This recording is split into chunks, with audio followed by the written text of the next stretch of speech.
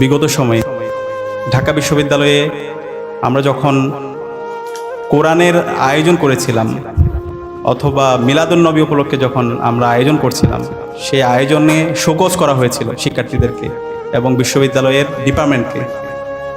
তো এইভাবে আমাদেরকে বিগত 16 বছরে আমাদের ইসলামের সিম্বল, আমাদের যে অধিকার, সে অধিকারকে কেড়ে নেওয়া হয়েছিল।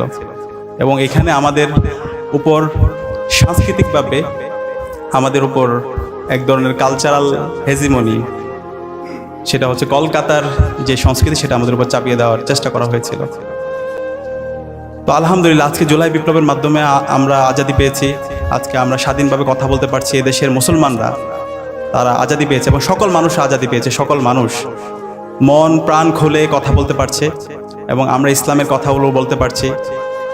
আজকে আমরা শহীদদের শ্রদ্ধার সাথে স্মরণ করছি। আল্লাহ পাক সুবহানাহু ওয়া তাআলা সকল শহীদদের জান্নাতুল ফেরদৌসের মেহমান হিসেবে কবুল করুক। আল্লাহুম্মা আমিন।